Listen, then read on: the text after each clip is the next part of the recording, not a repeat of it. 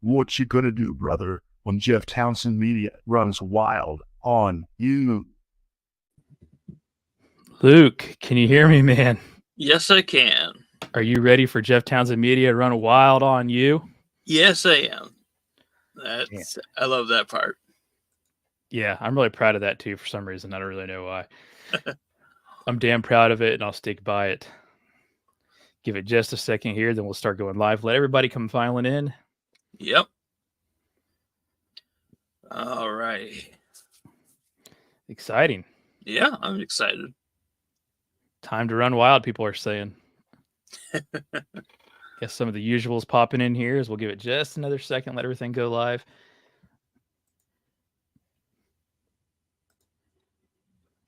A lot of different sites to coordinate there. Dude, it's crazy. It's crazy. I don't know how I make it work, but I do. Got people watching, yeah, on all sorts of platforms. So a lot of Twitter people. Well, not as much Twitter people, I guess, but we had the Build 'em on experience the other night. It was going wild, dude. There was a crazy amount of people. You want to get it going, man, or should we give it just a second for everybody to get in here? You want to get going? Yeah, let's get going. I think people Let's usually do it. start on pretty quick. Let's do it. All right. All right. This is Jeff Townsend, and Luke is joining me, and we are here for another week, another journey to share more of your scary stories. The show where we share your scary stories or other scary stories around the internet.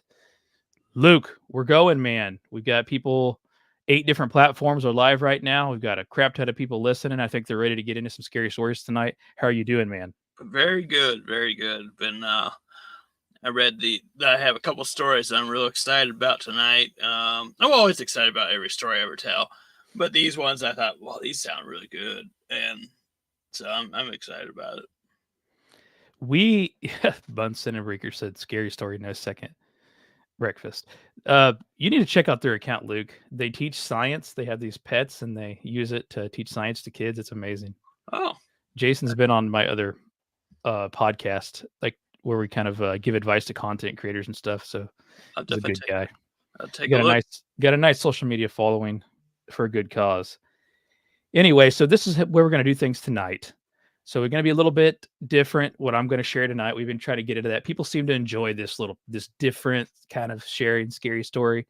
So I'm going to break down one story into 3 different parts that we'll cover, and in between, you'll do your story. So, yeah, of course, I'll start it off. But before we do that, we want to make sure we encourage you to go to yourscarystories.com, submit a story if you have it.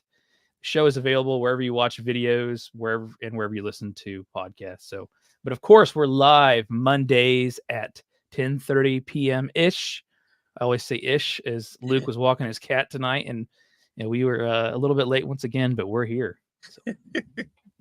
That cat sure does take a long time to walk. It must have little legs. It's a dog, and it's really big. Well, I think that's the thing, right? It's got to be a cat if it's taking so long to walk. Oh, he's just a dummy. He likes to run around. Oh, well, fair enough. Not going to argue that. Not going to get into the dog talk. I'll take it easy on you tonight. But I'll kick things off tonight. So I'm going to share a story. I don't know how familiar you are with this, Lucas, about there was in Howard Stern. You ever listen to Howard Stern throughout the years? Not much. Off and on. I don't watch whole things, but I catch bits and pieces of it. Are you familiar with the time in 1997 when he had a serial killer call into the show? No. Oh, this is going to be a joy for you. I believe it was 1997. Howard Stern, obviously crazy freaking popular, man. Yeah. It was August 13th, 1997 when this happened. They're just throughout the show during the day, they're just flagging callers, and then the producer will bring them in as according to what he seems necessary. Howard Stern got a call. The show got a call, and this person claimed to be a serial killer, and he had been killing women for quite some time. And they asked Howard Stern, "Hey, do you want to talk to the guy that says he's been the serial killer and all that?" And this is how it kind of transpired. So we'll go in and out of this video and discuss it. So let me go ahead and get it pulled up here. Yeah.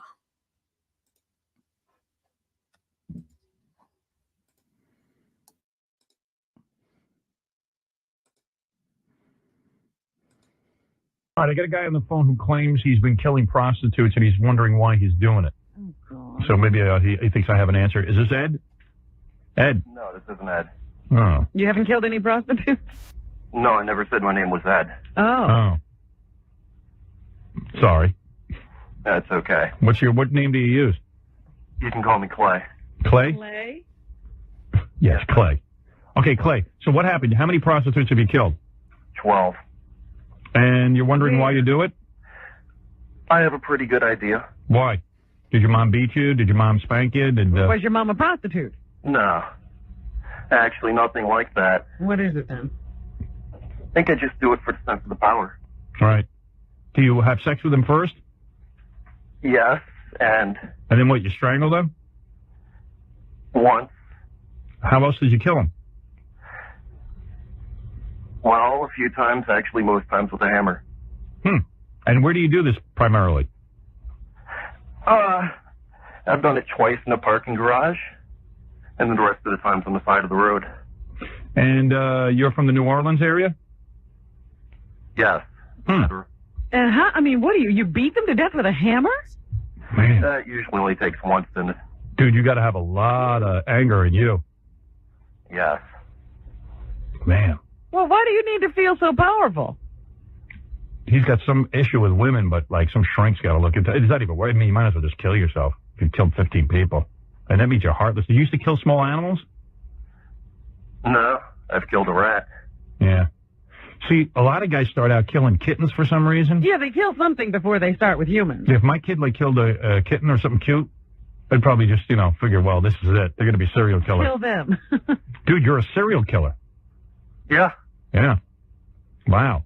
And you get away with it, I guess, because they're hookers, and so far nobody's... What? Is this Howard? Yeah. Hello? Hello? I didn't know this was Howard. Yeah, it's Yeah, Howard. of course. Yeah. Yeah. No, I've never killed a kitten. Really? Never killed any small animal except a rat? Yeah, rat's okay. Well, Rats, I don't mind you killing. But how'd you kill him? a rat? Yeah. Stepped on his head, I bet. We had a big flood a couple of years ago, and it's not actually a rat. It's called a nutria rat. And I clubbed it to death. It got in the kitchen of my work. So how old were you when you killed your first woman? 16. And you must be a powerful kind of guy, big guy. I wasn't then. Right. And when you killed your first one, did you go in there knowing you were going to kill her, or it just sort of happened? I knew I really had it planned out. I wanted to do the whole sending clues. Right. Oh, yeah. Are you in? To baffle people, but it turned out no one noticed for a long time. Right. Like what? Like you killed her on the side of the road? Her, that was the parking garage. Okay. And then what'd you do with the body? You dumped that somewhere? Yeah, actually. I think she's probably one of the ones that they found. Yeah. But let me ask you, so you were sending clues that you were going to do this? No, I was. He was going to like doing that. He was going to leave like a note for the newspapers, and But you decided not to. he didn't want to be famous or draw attention to himself. But my problem is, That's what I wanted to do. But but you did, but no one noticed the clues. I never sent the clues. I never left anything. I wanted to have my own little signature. Right. I wanted to thumb paint Oh, with their thumbs. Oh, really? what do you want to do? Thumb paint with their thumbs. Thumb paint what though? I don't know. Oh, anything. It was in a comic book a couple of years ago. Just seemed like a good idea. Like you take the girl you killed, you dip her thumbs in paint, and then you do like a thumb painting Yes. on a piece of paper. Yeah.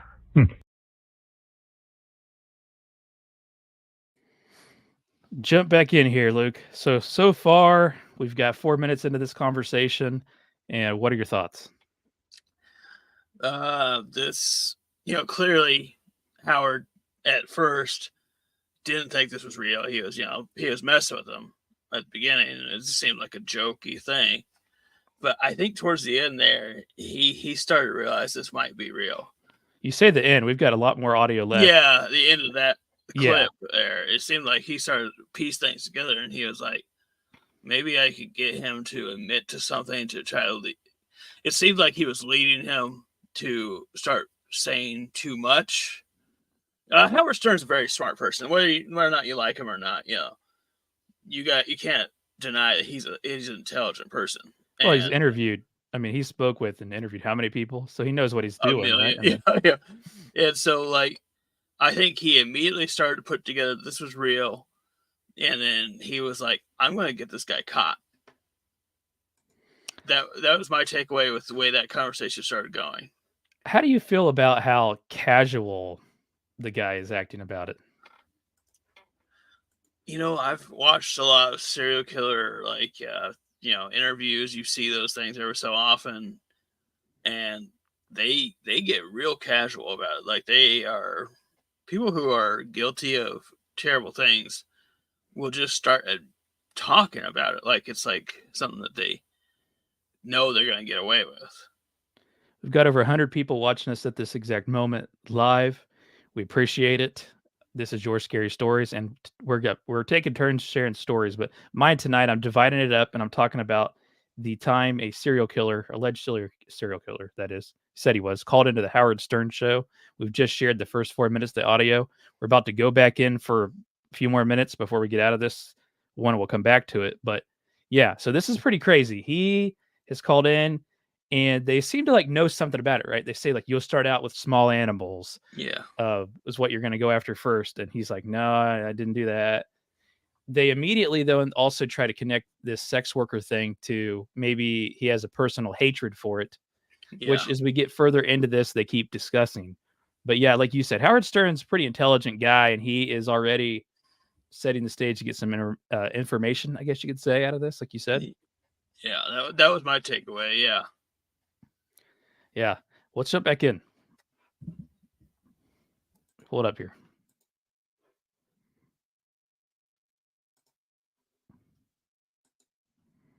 After you kill somebody, do you play with the body? Actually, the closest I've ever done to that is I always make sure I pay them and I make sure they keep their money Oh, really? when they're still alive. But with one of them, I did put the money in a compromising place. I see. But this one, it had a penis. Oh, really? It was a guy. Yeah, I didn't know at first. So do you ever get, do you think the reason you're so angry is because you were abused or something? No, I wasn't abused, Howard. Where's your family? You got a wife? I mean, you got a mom, a dad, a wife, children. You got any of that? I've got a couple of kids, but No wife. not married to the mother. Mm-hmm. You're a white guy? Yeah, Howard, that's pretty funny because the only suspect they had when they started finding the bodies was a black police officer. Oh. Turns out one of them was associated with them. Oh, really? Are you on drugs? I've done acid a few times. So, but nothing heavy. So after you killed the first 60-year-old, you finished. No, I was 16. Oh, that's right. I'm sorry. She was. All right. So you finish with your sexual gratification, and then Not always, no. Not always. You don't even want to get laid sometimes. No, You just want to kill. I'm just bored. Right. But does the killing sexually satisfy you in some way? I can't believe Ed McMahon's not laughing. I've eaten off thinking about it later. Yeah. What do you say? That's about it. He's pleasured himself thinking about it later. Oh, he has. Okay. Now, how far apart are these murders? Do you murder and then you feel satisfied for a while? I don't even understand why I do it, Howard. I don't know if I ever get any satisfaction. But how often? Together anywhere was the same night. Really? You killed two people in the same night? Yeah, but I went to Mississippi for the second one. So there's no pattern to how many weeks or days between murders? No. Are these mostly white chicks or black chicks? I had a fair number of them have been black. The transvestite was black. You think there's some racial motivation here? No, Howard. They were just, let's just say a Jimmy Swaggart town. Jimmy Swaggart town. Don't know what that means. Me neither, but... That's pretty much the area around here where the prostitutes all hang out. I see.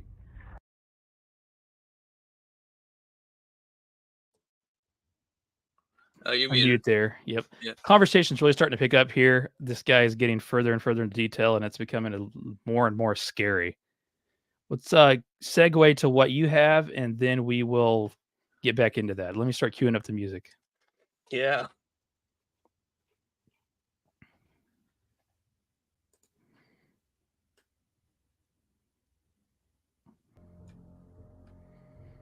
Says it's loading here. All right. All right. We get through that little weird spot there. Yep, you're good. All right. Oh, hate following that. All right. This one is called Something is Scratching on My Walls. About a month ago, me and my girlfriend of 3 years moved into our new house. It's a quaint one-story home by a smallish lake. There are about 10 houses surrounding the lake in all, but they're all fairly far apart. We know our neighbors, but not well. The sound started about a week ago. Violent scratching, almost like an animal, but far too rhythmic. It would start with 2 scratches, but then a small pause, then 3, a pause, 4, and so forth. It would continue, going up by 1 scratch each and every time. Scratching was from outside our bedroom wall. At least it was the first time. The next night we heard it again, this time from outside the kitchen. Then we heard it again when it was coming from outside the living room.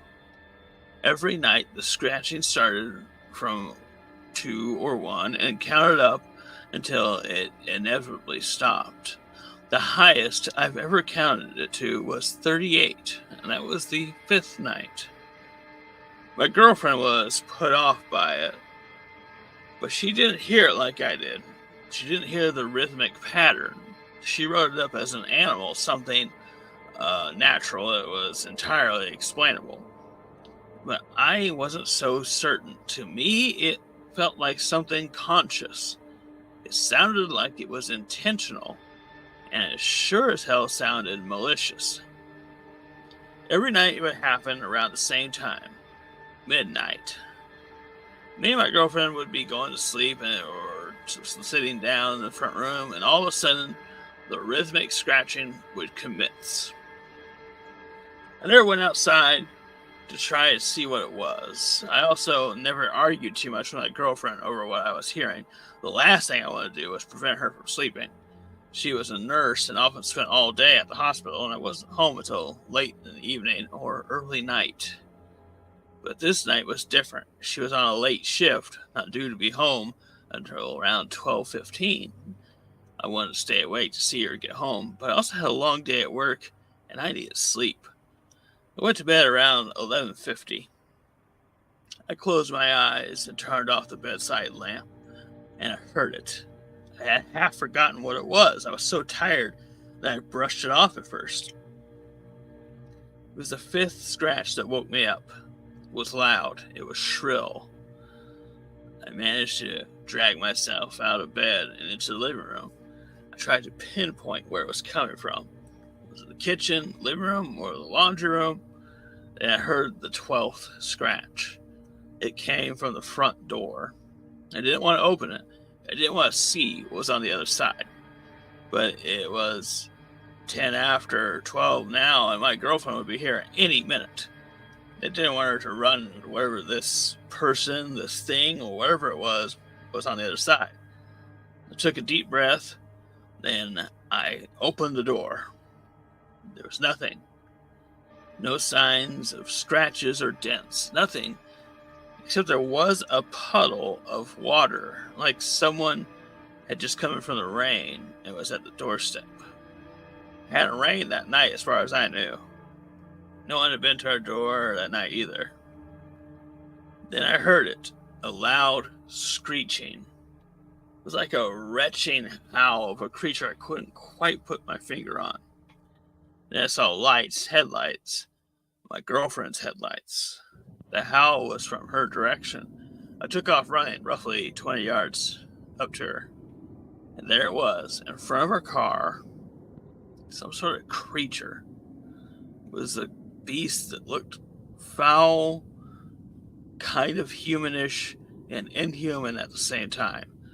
It was on all fours, dripping with water and covered in duckweed. He was standing on the hood of my girlfriend's car, staring in at her, snarling. The second she saw me, she threw open the door and ran as fast as she could in my direction. The creature screeched, chasing after her. I grabbed her and ran for her front door. I practically threw her in the house as I reached into the entryway cabinet and grabbed my hunting rifle. Raced outside. It was nearly to our doorstep. I aimed the gun and fired it towards the beast. A loud and painful screech sounded from it. It didn't fall over, didn't collapse. It just ran. It ran away from our house towards the lake. I stood there baffled and alert as it went into the lake. I stood there for what felt like an eternity. It never came back out. We left that night. Needless to say, we never went back. We didn't even clear it out for the new people who moved in. We've been staying at my parents' place ever since. We don't plan on leaving it anytime soon. We did warn the new owners of the occurrence, but the couple was old and skeptical. All they cared about was how cheap they got it for. I still don't know what it was we saw that night or how it could be underwater for so long. I don't know how the neighbors have never told us anything about it, or how they had seemingly never experienced anything like it before. These are all questions that could only be answered by returning, and therefore these questions we'll never know because we swore to ourselves that we will never go back.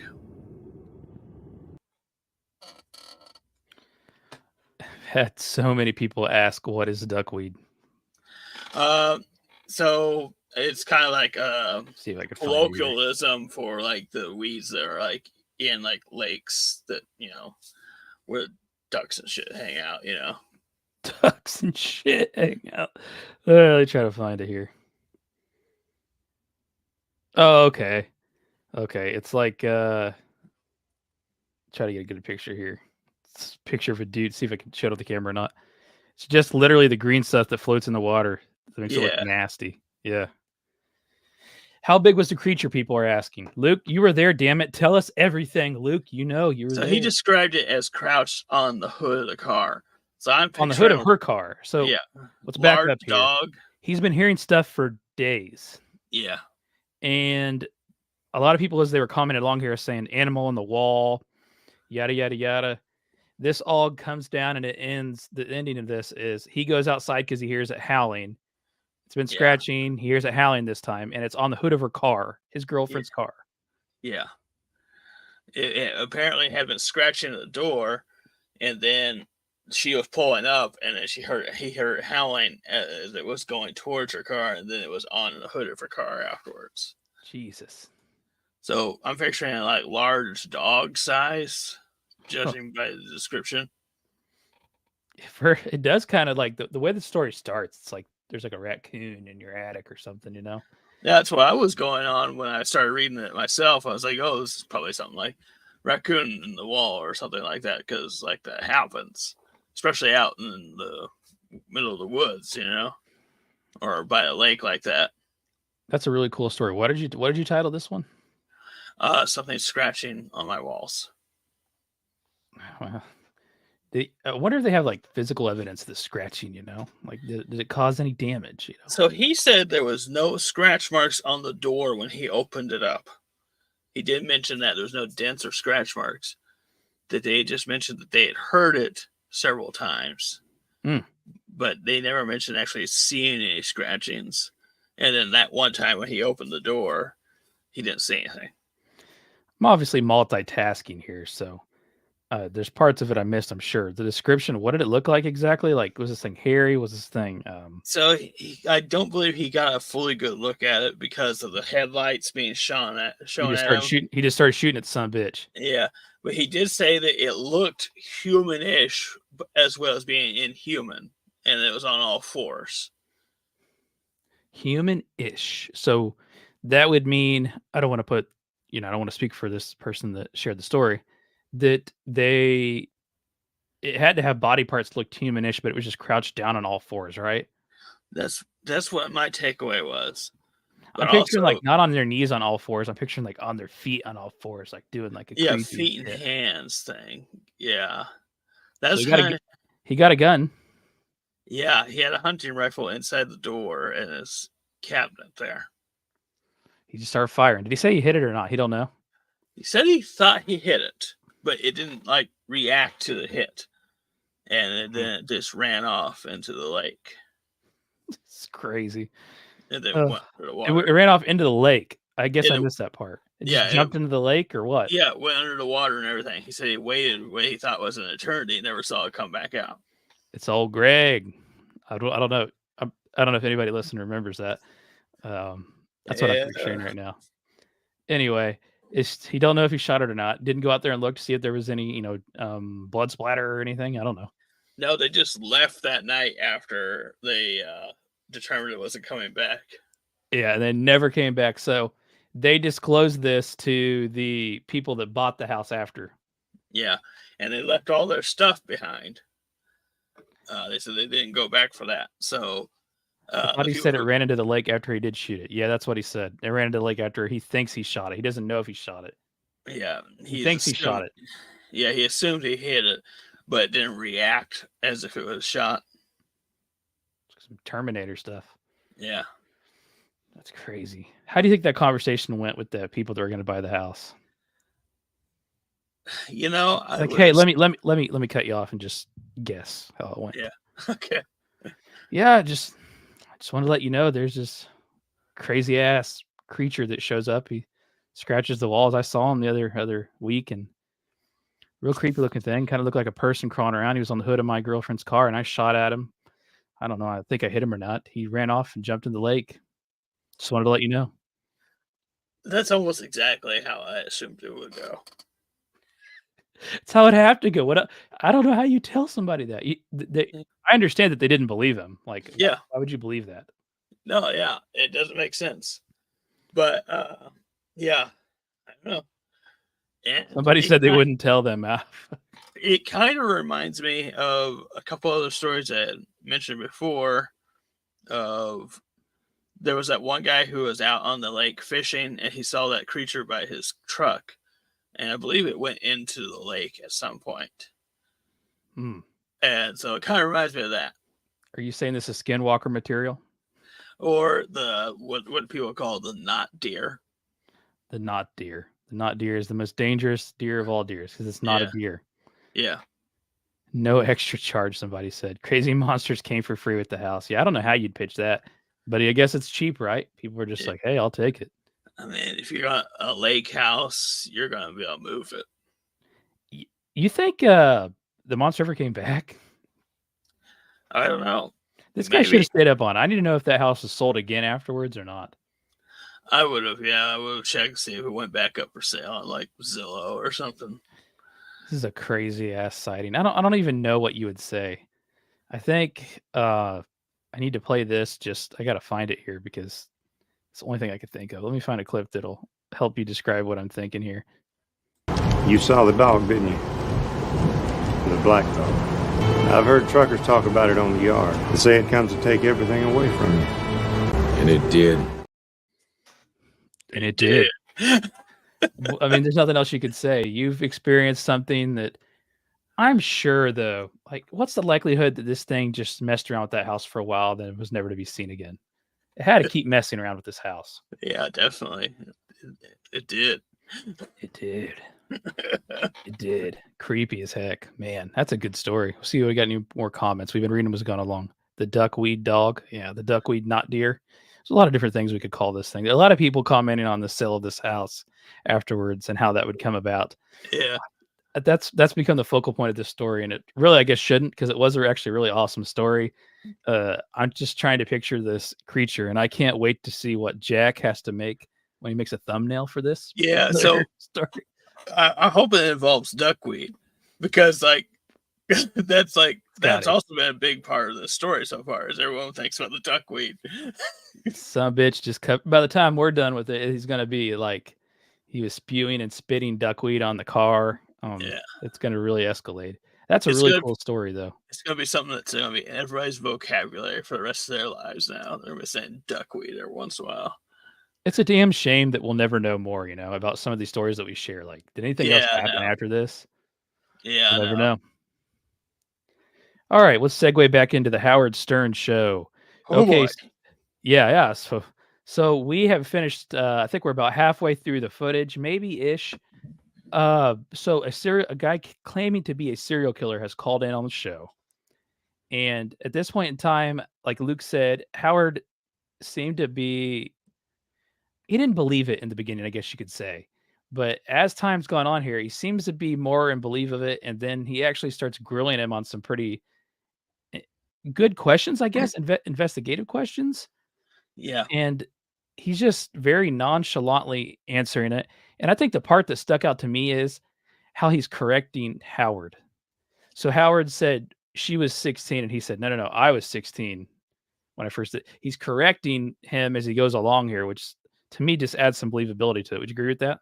Yeah, it kind of leads into what I was thinking is Howard's deliberately trying to get as much information from this guy as possible to maybe possibly catch this guy, because he was like, "Are you white?" He was trying to figure out what race he was and everything like that. So he got him to say he was white, and then that they originally were actually accusing some black police officer of one of these murders, and he seems like he's trying to draw out details. Yeah, that might help pull someone to look from.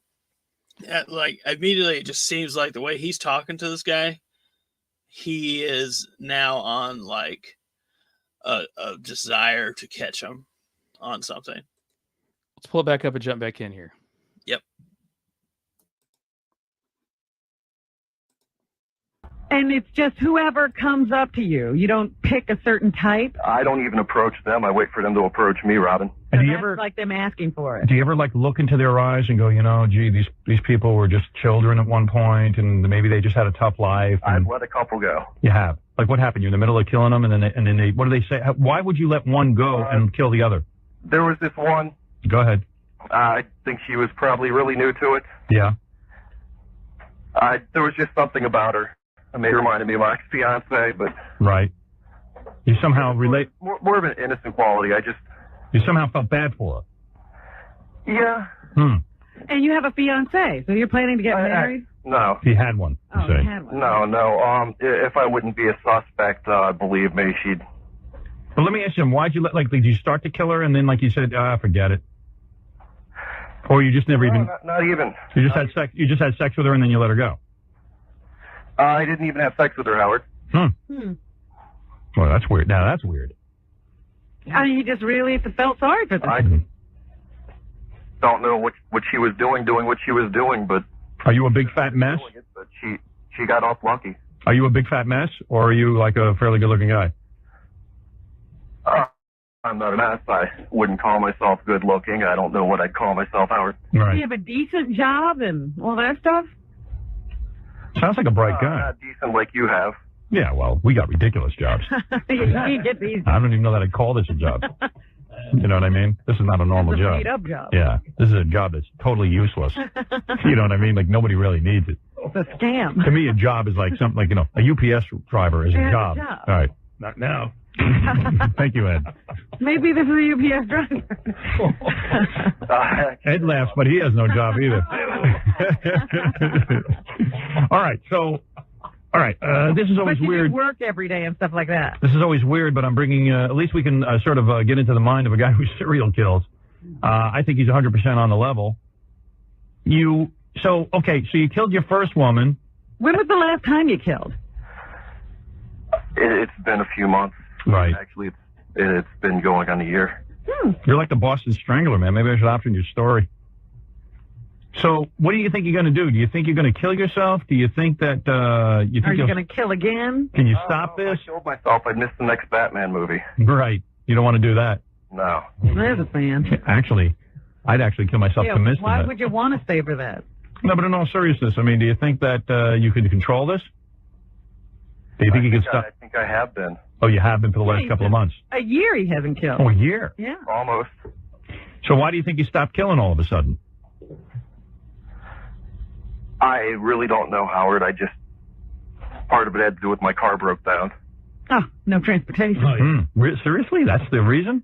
Well, that was the reason for a month, but after that, I guess it was all self-control. Wow. But So you don't want to do this anymore? No, he wants to do it, but he's controlling himself. But you want to kill women, right? Sure. Yeah. And what do you like? Do you enjoy seeing them struggle as you kill them? Actually, none of them really struggle. Do you hit them from behind, or do they see it coming? I can't get inside their minds, but let's just say I hit them. But, I mean, are you facing them? Yeah. Oh, so you can see their face and everything when you do it. Yeah. The worst I've ever gotten was, one tried to grab my neck. I've never gotten any of the claw marks or anything that are, dead giveaways. Right. You must be very powerful. I wouldn't call myself powerful, maybe, intimidating. Mm-hmm. Interesting. Howard almost seems to be building him up. Yeah, he's trying to get him to admit some stuff. For one thing, they were trying to get his job real hard, and they were making the jokes about like UPS drivers and stuff like that, and they thought they maybe caught him there slightly. They mentioned, like he said, it's not a real job anymore, and they're like, "Well, were you a UPS driver or something like that?" They were just trying to catch him on something. And then, he got him to admit that he wasn't big. He wasn't necessarily well cut either. He wasn't fat. He wasn't thin. And they were just trying to get it seems like they're trying to get a profile. These two are professionals, Robin and Howard. Robin is probably actually way smarter than Howard most of the time. And, because she helped run the show entirely, basically. But they're both clearly trying to build up some information that they intend fully on. I'm trying to build him up to make him feel good at some points in time. Yeah. Just to get more information out of him. You must be strong. Yeah. They're definitely trying to get more information that they fully intend on giving over to the authorities after this. What about his Batman joke? So, I'm having a hard time remembering what movie was coming out for Batman then. Was it the Arnold Schwarzenegger one? I have no clue. Yeah, but that was weird, right? And then it's bad to laugh at it because he's trying to crack jokes, though. He's trying. Yeah, this is definitely a serial killer, though. So, at the same time, the whole time, I'm disgusted by this whole thing. But at the same time, when Howard said, you might not want to actually watch that, you might just want to kill yourself instead of watching it. That was probably the funniest thing I have ever heard. I don't know. It was so weird and hilarious. This is messed up, though. This is absolutely the craziest thing.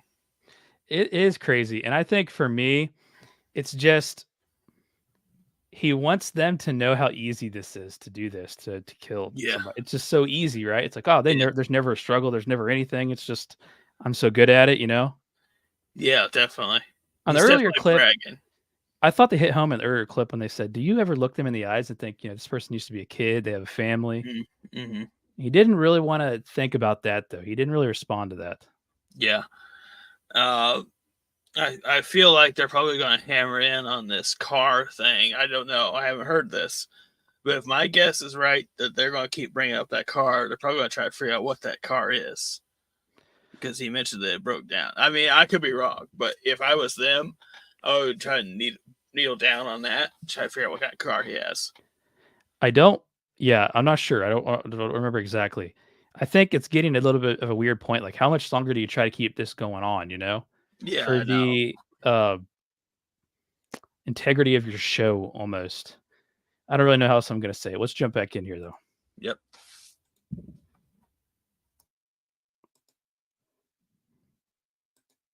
Why did you choose this method? I didn't, Robin. Like I told you, I really wanted to cut things up, mail things, send clues. So she means, why did you use a hammer? You think you... Because it was in a book I read. Oh. Well, everything's come from cartoons. Else. Yeah. When's the last time you got laid? Last week, Howard. Oh, yeah, so you didn't kill that girl? No. Because she wasn't a hooker? No. Right. It's only hookers, though. A lot of serial killers are only into hookers because they know, A, easy. Probably won't get caught, and B, they have some kind of anger toward hookers. Like, did you think your mom was a hooker or something? No, Howard. Your parents married and stay together and the whole thing? Yeah. Church-going people? That'll do it. Well, one of them, but... Yeah. Religious fanatics give birth to the most serial killers because they're so repressed. Yeah. So there's no way I'm going to talk you into giving yourself up or anything, right? No. I shouldn't even waste my time. I know I'm going to get calls after this and people are going to go, Howard, how come you didn't catch him? Has anybody ever been close to catching you? No. Actually, someone... Once when it was in the newspaper, someone joked to me, I know it was you, but, well, they were joking. Right. Yeah. You think you might be gay? I hope not. Right, maybe you're a repressed homosexual. Were you ever molested? No. Do you have a lot of tattoos? I don't have any tattoos. I wouldn't do that to myself. Right. And do you get high before you do this? I've gotten pretty drunk before. Yeah. Little anal. The lame one. Relax that sphincter. Well, I got to say, I wish you would die, but, you know, what can I tell you? Maybe this is sort of good that you're talking about it with me, and maybe it'll keep you under, like maybe I can't get you to turn yourself in. Like a valve, and he'll be able to go another year or something. Yeah, but maybe somehow, you know, you won't do it anymore. What about your kids? You want them living in a world with people like you? Hasn't really analyzed it, though. Anyway, I mean... Yeah. Kind of lonely, though. You can't tell anybody about this. I'm the only guy you could... Am I the only guy you ever told about this? Yeah. Wow. I guess that's sort of an honor. I've told a couple of women, Howard, but... They're dead. Yeah. Do you tell them first and then you kill them? Yeah. What do you say to them? Let me... Fun. All right, let's see. Every now and then you can play the running game if you're out in the middle of nowhere, and we got a lot in the middle of nowhere down here. Right. So, in other words, let's say you're with a woman, right? A hooker. Yeah, Howard. And you say to her, okay, honey, you know, you just had sex and everything. What do you say to her to torment her? How do you break the news to her that she's going to die? It really depends on my mood. Just give us an example. Well, if I wanted to, I could just say Baba Booey, but that would be pretty, No, come on, be serious. What do you say to him? I can say you're going to die. And then what do they do? I like to articulate a little more than that. Mm-hmm. Why did? Okay, so there's a lot to unpack with that one. He says his name an awful lot, doesn't he? Howard. Yeah. Howard. Am I the only one picking up on like he says saying his name in an unusual amount of time? Yeah. So early on, he was like, "Am I talking to Howard right now?" And he's like, "Yeah." That wasn't like the first clip, you know. Am I talking to Howard? Yeah, I guess maybe he thought he was still talking to producer or something. Yeah, producers beforehand, and so I don't know if he was still feeling that out this late into the thing or what. I'm not sure there. I think he has some sort of obsession with Howard Stern at this point, just in general, and that's why he decided to call and tell him about everything. I think the Baba Booey joke is from that show. Yeah, I think he does it. Yeah, and that's you could tell he was disgusted though that he used it in context with what he was doing. He definitely got him to say that he had no tattoos, and so that was picked up on that too. Yeah, and so like immediately, now they can narrow it down to a guy with no tattoos, white guy, average build.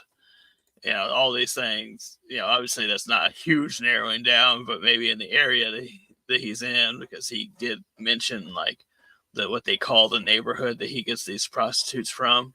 Jimmy Swaggertown, Red Light District is its nickname or something? Yeah, something like that. Yeah. So, they definitely have more and more information as this is going on. And I don't think this guy realizes just how much he's giving up. The part where Howard said, I just wish he would die. And I was like, yeah, that's a pretty reasonable response to this whole thing. Like, he's having to deal with the fact that he knows he's talking to a serial killer. Like this is 100% real at this point. I'm 100% convinced that this is an actual killer he's on the phone with. And I'm assuming he's got the same realization. It's like, there's no way I'm not talking to a killer right now. And, that amount of disgust that he's got me feeling, you can just imagine it. Like, this guy called to tell you and basically brag on national radio that he murders prostitutes. Yeah, real proud of it. Yeah. Very nonchalant about it, isn't he? Yeah, definitely. Creepy as hell. All right, Luke, it is your time to get back into what you're doing here, and let me get the Yes. music going for you. One, two.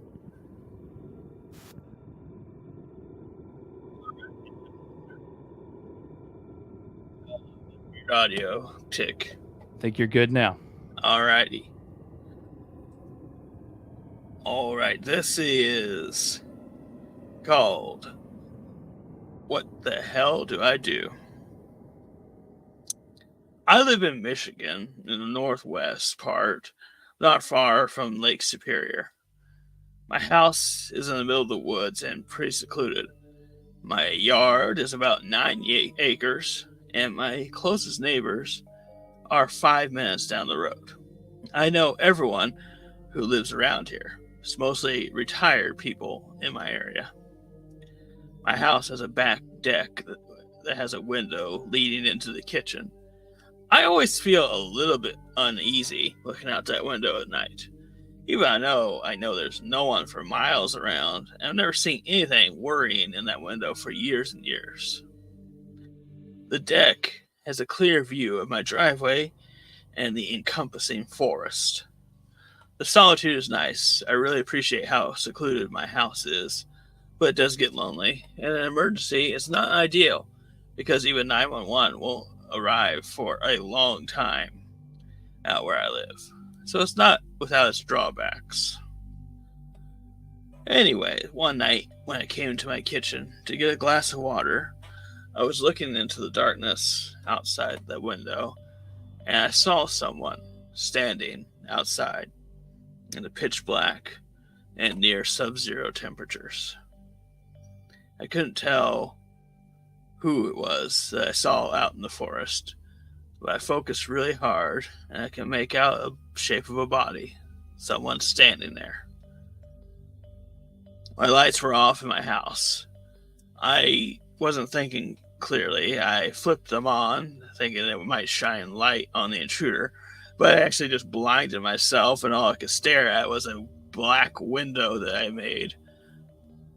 I flipped off the lights quickly, and I tried to focus into the same area I saw the person before. They were gone.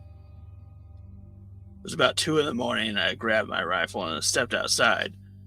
It was so cold I couldn't actually stay outside for very long. I fired a shot in the ground and yelled to get off my property, but I couldn't see anyone. I didn't sleep the rest of the night. I sat by the deck with my guns, and never saw any headlights from any cars in the area.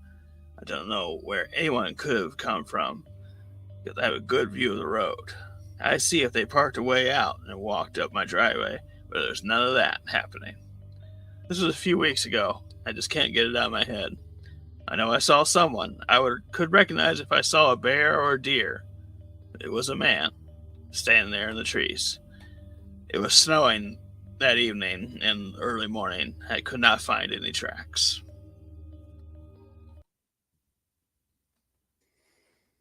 Creepy. Yeah. You did a good job setting the scene of where he lives and what's typical or not typical. Yeah. In that area of Michigan, it's going to be really freaking cold. And, he mentioned it was snowing, and lake effect snow, that would be a heavy snow. Every time I've been to Michigan, it's freaking cold. Yeah, it's cold in the freaking summer sometimes. But that's crazy. So he sees a man or a figure, man-like figure standing on the this is on the edge of his property, kind of by the woods. Yeah, out by the woods. I wonder how far away it was from where his viewpoint was. So he mentioned his yard was 9 acres, and then there was woods encompassing it. So it was a good little ways away for sure. At least, I mean, I don't know, one way or the other. It could have been somewhat close, but it was able to make out the figure of a man, and that would be pretty scary. So here's my thing. I always wonder, if I'm staring at a figure of a person, we often hear in these stories that we share, we're I don't know, 11 or 12 episodes in now, so we've shared a lot of stories. Yeah.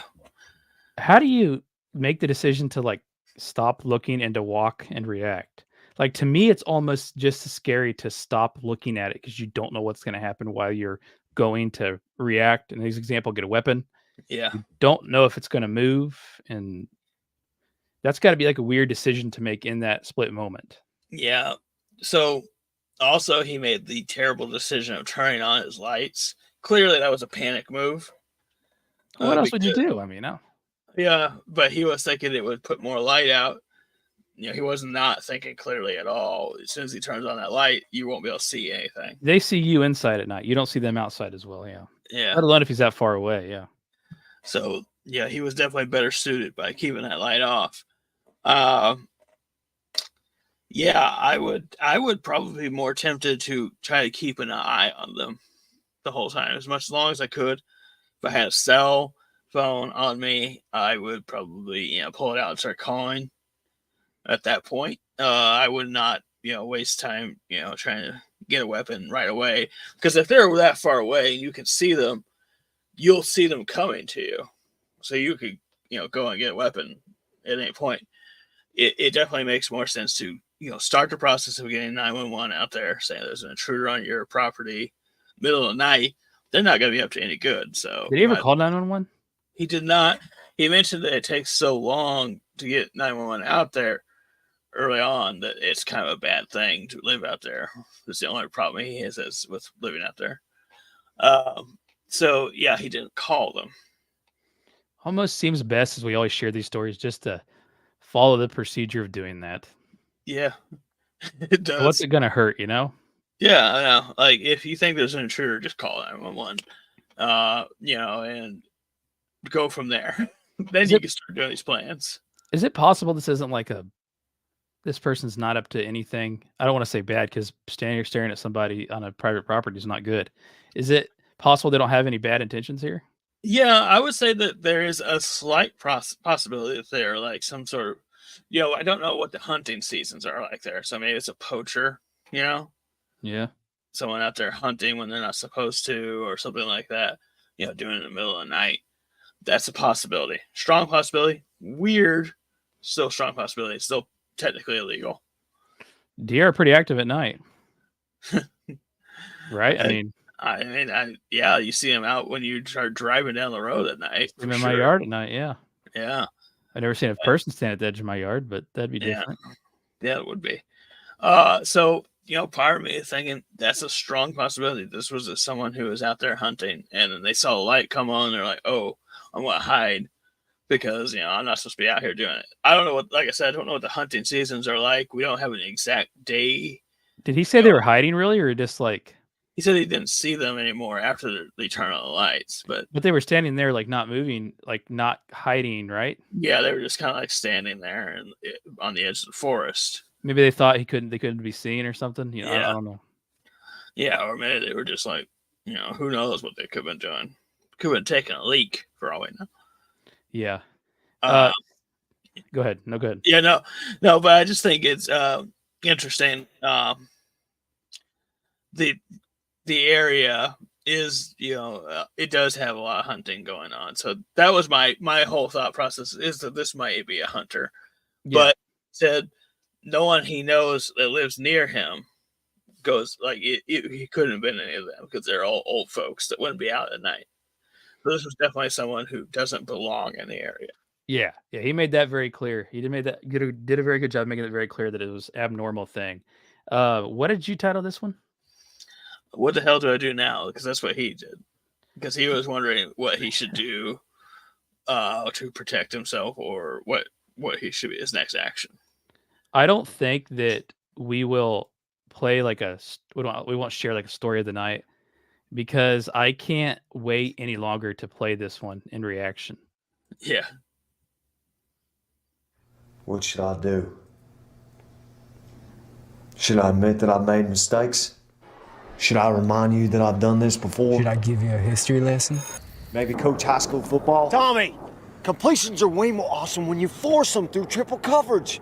Remember that. Should I hint at coming back next year? Shall I be really cryptic about what I actually mean? I am not a role model. I'm a jeans model. Should I be who you want me to be? Maybe I should just despair. Then I could change my mind a couple months later. I could reappear. What should I do? Should I just leave voicemails? Hey Jim, it's Brett. Had a meeting today. That ended. What should I do? What else should I do to stay in the spotlight? If I end the video now, would you watch it again? Purple helmet, my private jet, my pubic sneak, my Peyton Man thing. Want to see my Danny Woodhead? That's not even a joke. I just think he's a good player. Like, name my after him.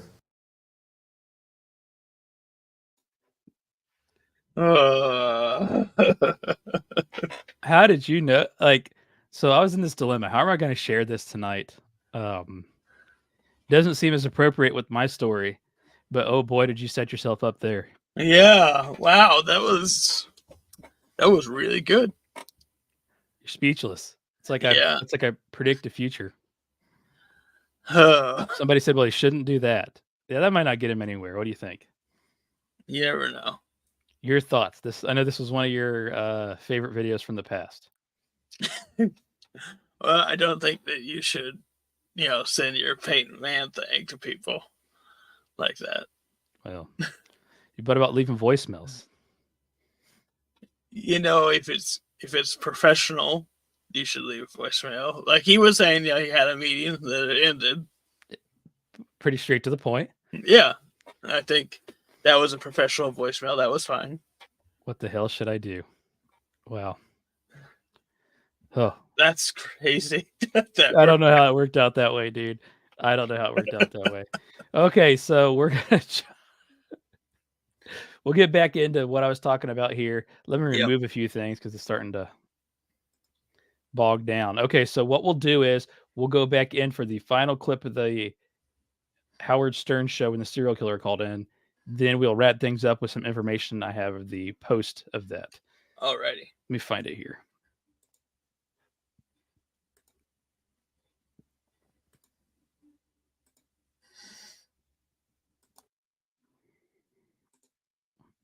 Sometimes I ask them if they think it's dangerous doing what they're doing, if they're worried about things, and they'll laugh it off, and that just pisses me off. Right.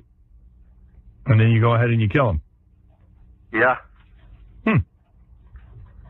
All right. Well, there you go. Well, now we've shed no light on this. We don't know how a serial killer is made, and we don't know how to catch him. Yeah, well, you know what? All the experts don't know either, so. Well, here's a guy, just another story. He's out there. It's just, it substantiates my theory. Did you get jealous of Cunanan? Is that why you're talking to us now? No, actually, I was thinking about writing a musical about Andrew Cunanan, but... Guy's a comedian, too. Huh? Guy's a... Hey, some psychologist is on the line. You want to talk to him? Sure. I mean, since you're looking for answers. Sure. Okay. Let's see. Okay, yeah. Robert? How you doing, Howard? Hey, man. Go ahead. Just wondering, how long did this guy wet his bed when he was a young boy? Are you serious, or are you just trying to make a joke? No, I'm totally serious. Did you wet your bed when you were a young boy? No. Didn't do that at all? No. How about starting fires? Huh? How about starting fires? Sure. Yep. You did start fires? Yeah. How old were you? How old were you when you? For people to that get into serial killing to start fires, wet their bed when they're young. Along with the mutilation of little animals, but he said he didn't do that, so. Right. That's kind of something that was missing. But fires was in your history, right? You could say that. Yeah. Yeah, it's a lot of, it starts off as external ways of showing off their anger, and then they move on and go on to bigger and better things, I guess. Wonder why this guy kills. Do you have any guess? I don't know. I think you're right on with something with his family, childhood. What is he so angry about? Right. Unfortunately, he's real angry, and he's out there hurting a lot of innocent women. Yeah, what do I do with a guy like this? Just hang up and forget about it, or is there anything I can... Depends on, Howard, what are you going to do? Of course, you're not going to, turn him in, but... Well, I would, but I can't. A lot of people would want to turn him in, but what can you do? You talk to him, try and figure out what's going on. Yeah, all right. That's right. Then I'll probably just hang up. Okay. Thanks a lot, Howard. Thanks, man. All right, thanks, guys. Thanks, Mr. Serial Killer. Yeah, I mean... Want to give us your name? Yeah, I know I'm not going to get him to turn himself in. I've had calls from people go, well, why didn't you do something? I go, well, what am I supposed to do? The guy's on the phone. Crawl through the phone and get him? Yeah. They were like, well, why don't you trace these calls? And I'm like, well, I don't have that equipment. Yeah, what are we, the police? I can't even get a phone system that works for air, let alone a tracing thing. Ooh. Oh, Jackie's back there bumming out. Oh. First, I wasn't buying it, but now I think I buy it. Nah, I buy it. You I have bought that that guy. sort of offhand attitude that you have to be a serial killer. Nah, I buy it. When he said Baba Booey, I was hoping he was going to break it. Yeah. Yeah, you horse-tooth jackass. Right. He snapped right point. back, Yeah. No, I think he was the real deal. Tell you the truth. Okay, Tom, you're on the air. They move on from it there. Yeah. I do have some information here, which is post effect. Let me see if I can cue up the music, then I'll get into it. All right. Can you hear me? Was Can you hear me now? Yep. Okay, sounds like we're good to go.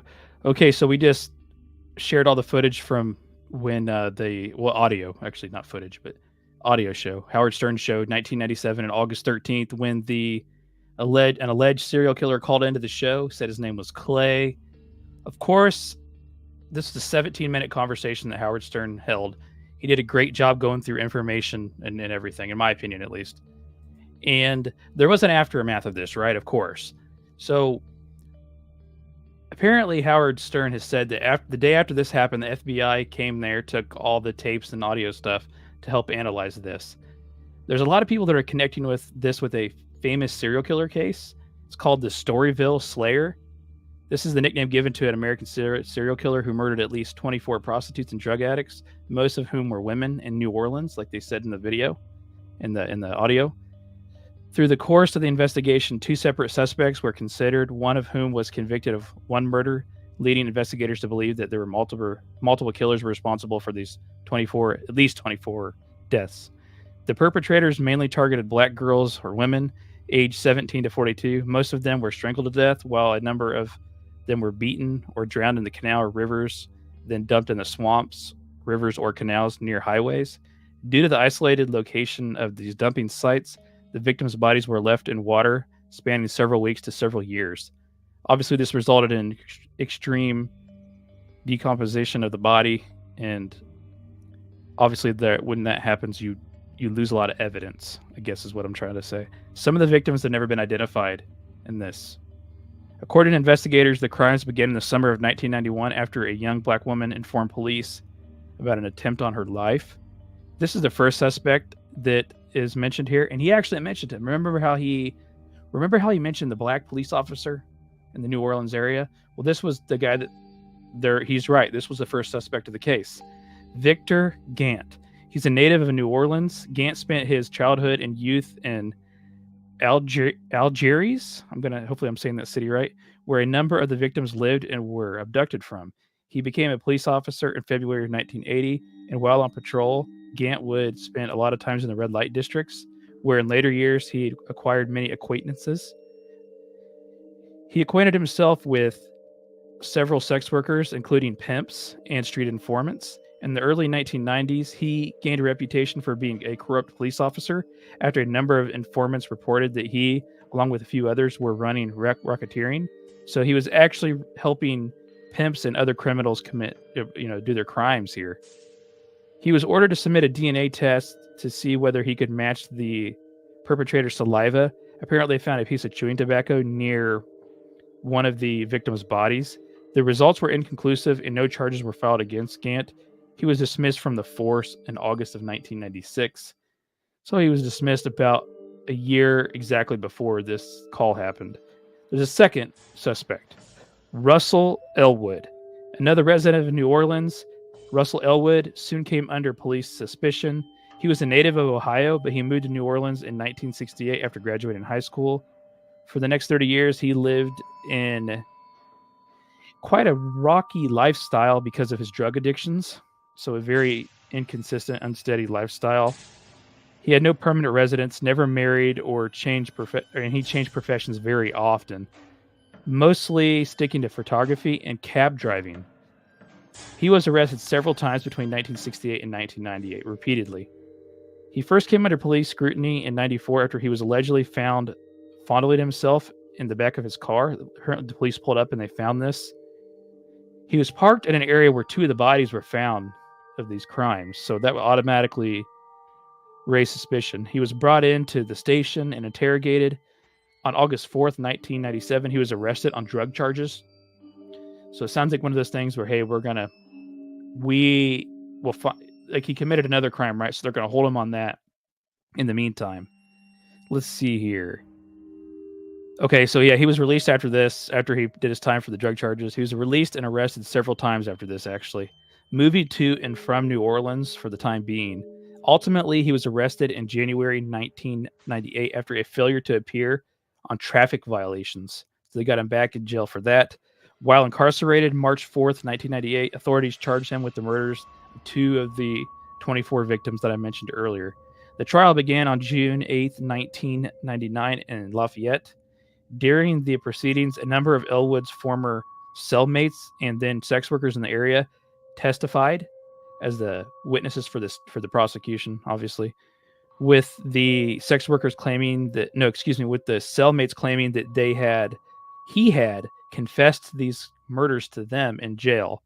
He confessed to killing over 60 people while he was in jail.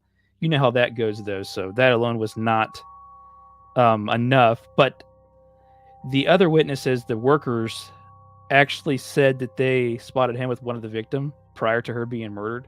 Multiple people did.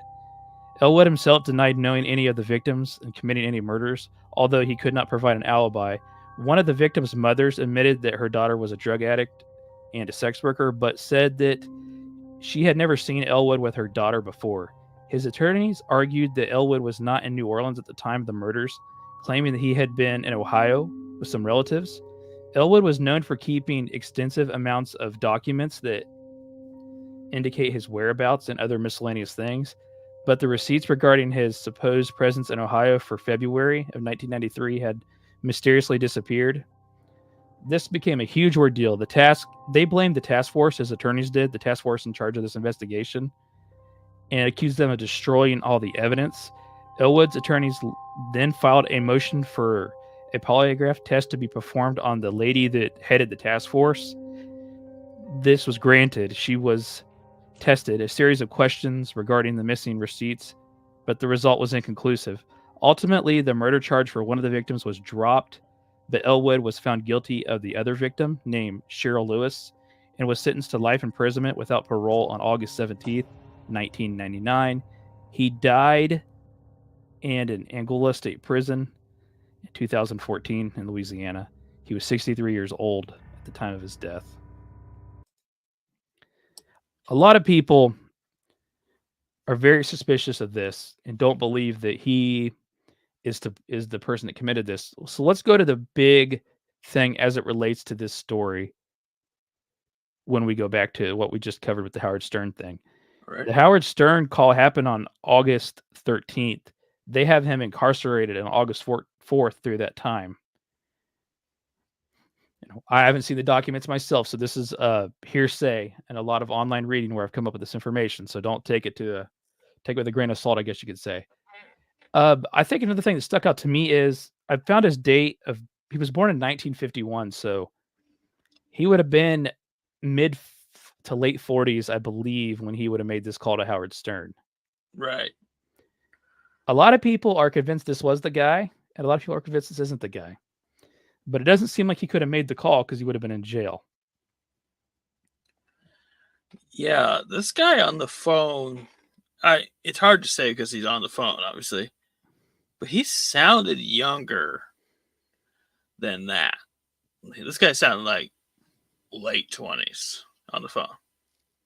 I kind of got that impression too. I mean, it's hard to say just by hearing somebody, right? But I did get that impression myself. Yeah, like when I heard this guy's age you're talking about just now, I was like, man, this doesn't add up in terms of age, and that is concerning because also what he was saying, the way he talked like a younger person would talk too, like the way he was bragging and everything.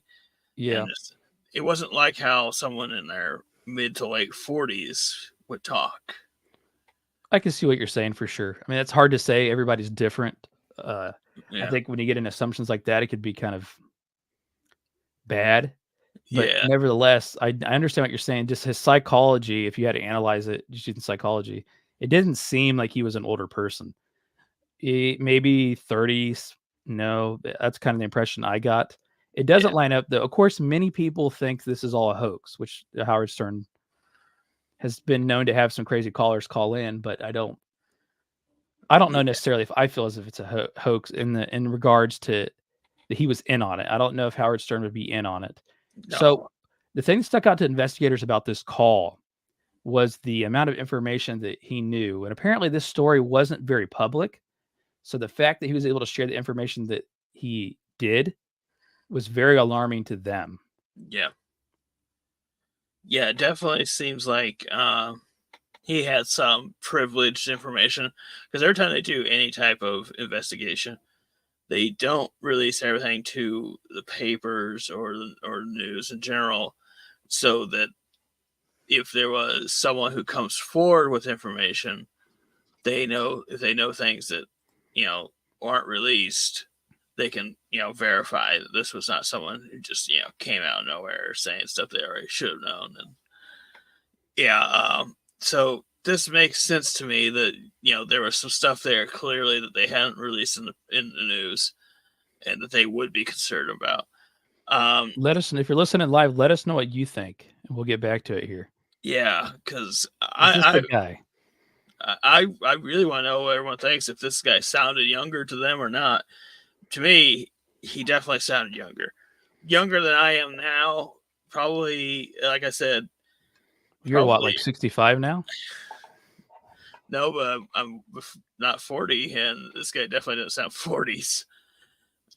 He sounded, like I said, he sounded like late 20s, early 30s to me. So what, the technology obviously wasn't the same then. Yeah.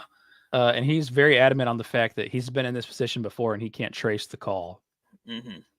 I thought that was interesting, but the FBI apparently was there the next day. A task force has been formed already, and they got a lot of this.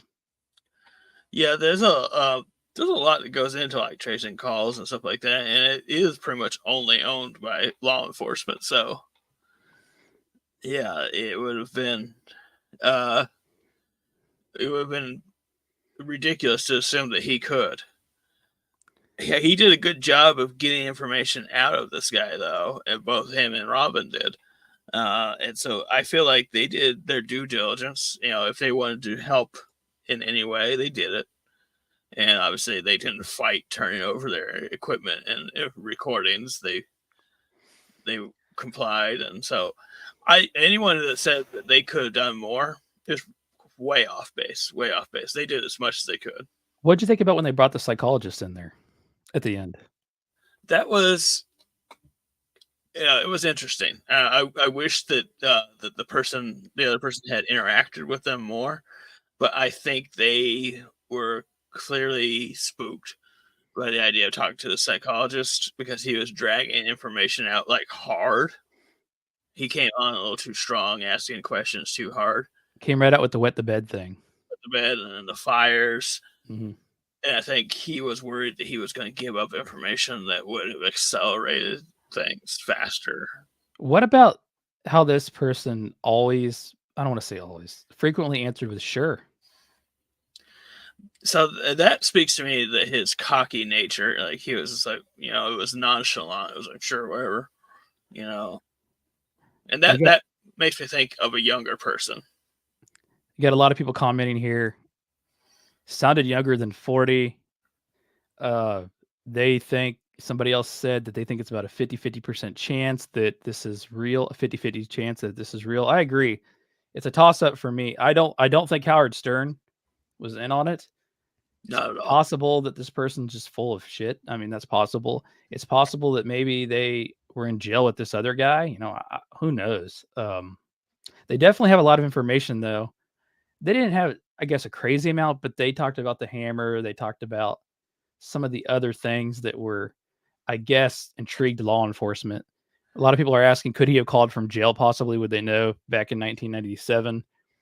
Good question. I really don't know. I don't know that he would have been able to be. I feel like he was on the phone too long for it to be a jail call, but I could be wrong.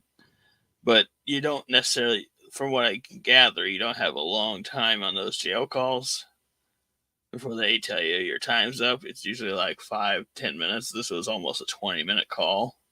17 minutes he talked to this alleged serial killer. Yeah, so I think that seems like it was a little long for a jail call. And also, I don't think anyone my dad, somebody said, my dad was in jail once and called 911 from the jail phone to ask when he was going to be let out. Well, there you go. So anyway, I just don't know that anyone would risk it, but maybe that guy clearly risked it, by doing that. I think there's like a certain like cocky factor to it, right? Like he is so proud of himself. He's just going to sit here and talk about it all day. Yeah. He's trying to be careful. You can tell it seems like he's trying to be careful with what he's saying. He doesn't want to give too much, although I agree with you. I think Howard Stern and Robin did a great job of getting whatever information they could out of whatever the conversation was. He started to clam up a bit there towards the end. I think he realized he was giving too much. Yeah, well, the tattoo thing they got out of him, I mean, that was pretty telling. But it's also possible that he was just trying to mislead them too. Yeah. That's a big thing too, right? He was just trying to mislead them. A lot of people, okay, what else? There's a lot of background noise in jail. Yeah, true. The audio recording itself is not great. I actually tried to clean it up a little bit. I think I did a pretty good job. But yeah, I don't think he would make that 17-minute call for in jail. I think that would get picked up. Yeah. So that leads that's a big question, right? So is he not the person that was arrested? There's a couple different scenarios here. Is he not the killer? Or like they stated in the beginning, they thought there were multiple killers.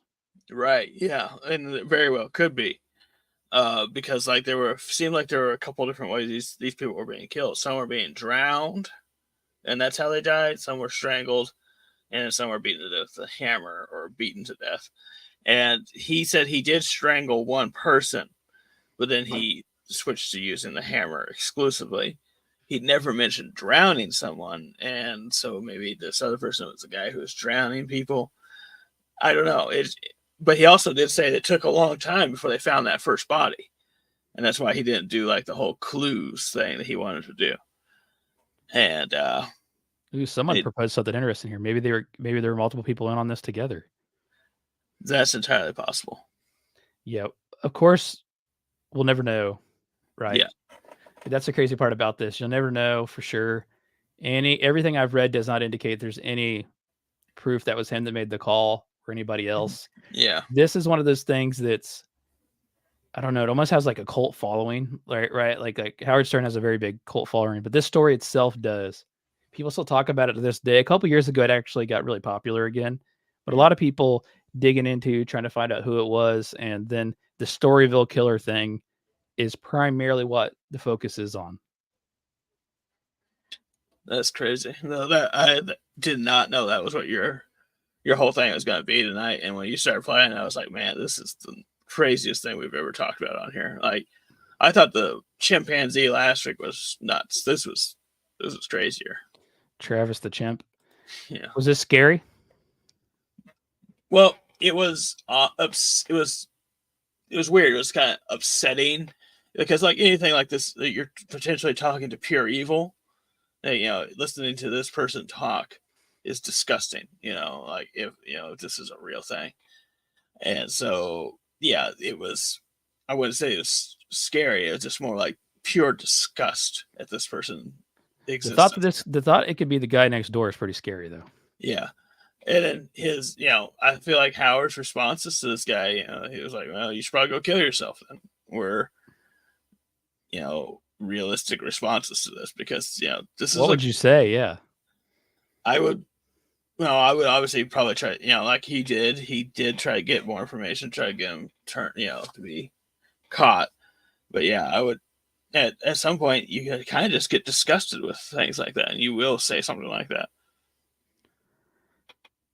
Somebody said Howard is pissed. Yeah, he was pissed. You could tell he was, him and Robin were disgusted. Yeah. What a crazy story, man. I'm glad I could share that one. I know a lot of people have heard of it, but you really hadn't. So I think there's going to be a lot of people out there that haven't too. Yeah. Yeah, it was the first time I had ever heard of it. So that was definitely very interesting. Yeah, it was good. Well, Luke, that brings us to the end of the stream, the end of the episode tonight. And there's another great night with some awesome, scary stories.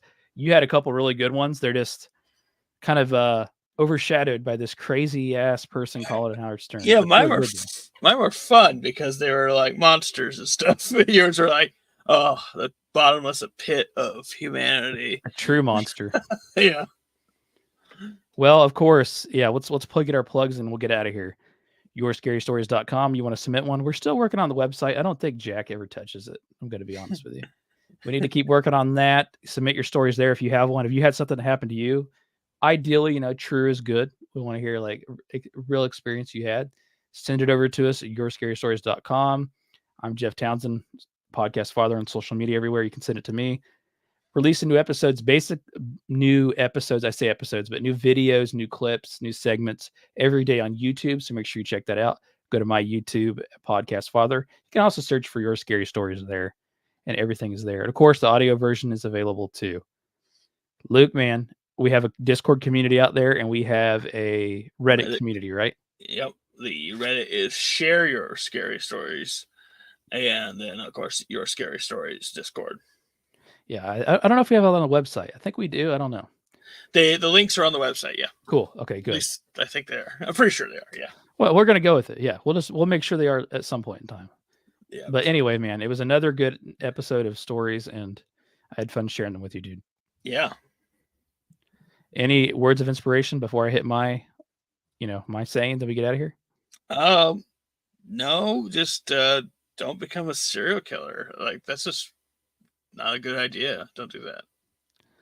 Yeah, assuming you're not a serial killer and you're a good person, keep being you. Keep being great.